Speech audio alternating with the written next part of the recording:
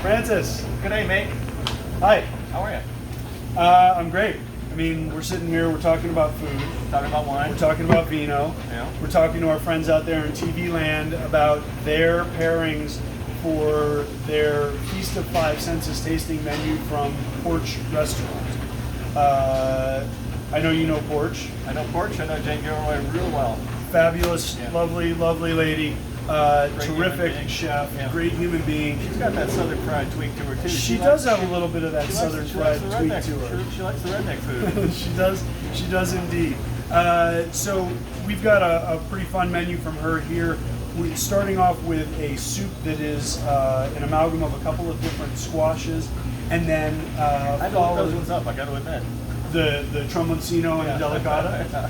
They're delicious, both heirloom squash varietals, in keeping with our approach to heirloom anything when it comes to slow food, highlighting local product, highlighting varietals and styles of things that are not widely cultivated or grown and need to be maintained in order to stay alive. Yeah, absolutely.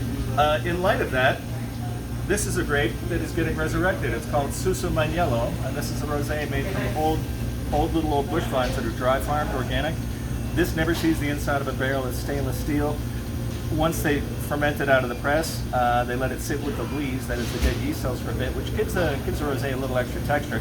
This is a very serious rosé. It's still under 20 bucks. It's delicious, but I thought it would provide more of a bottom note, base note contrast to those savory flavors in the squash, yet still have enough acid to get through that next course with the tomato leather. Suso Maniello means little donkey because these little tiny vines carry a big heavy load. And so this is a project, Masseria Lavelli, their Ascos project, where they found these ancient urns and they wanted to sort of resurrect some of the heirloom varieties in the region. There's also a red Suso Maniello that is a delicious drink, beautiful wine, heel of the boot, so the wines tend to be a little savory, a little richer. They have a cool maritime influence that sort of helps them maintain the acidity, but the wines are these big, opulent, mouth-filling delights.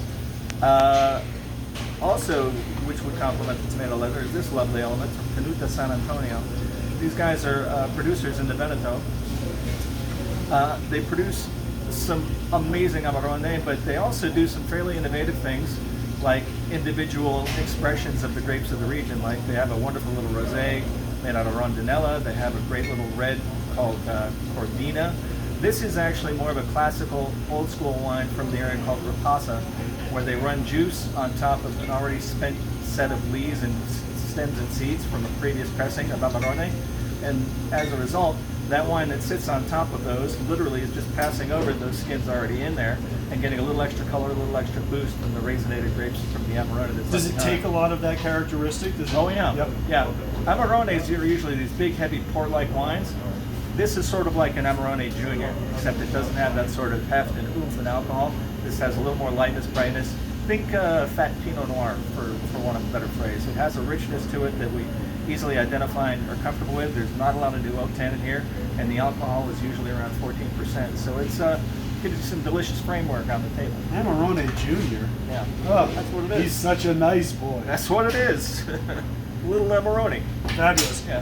And this obviously intended to go with the raised chuck course. Yeah. Fabulous. Absolutely. And it would also be good with the tomato leather, to be honest with you. I think so. Oh, especially with the ricotta, the house-made ricotta Yeah, filling yeah, for yeah, sure. yeah. There's some richness Yeah. there to balance. I didn't know Jen had gone all Italian. This was a kind of a neat menu to see. Yeah, she went full-on Italian style, yeah. embracing the roots. Right? Fabulous. Thank you, Excellent. as always. Should be fun. Francis Facto of Libation Wines. I'm Adam Kreisel from Kaya Cucina Catering and Consulting. We hope you love these two wine pairings with your Feast of Five Senses tasting menu from Porch Restaurant.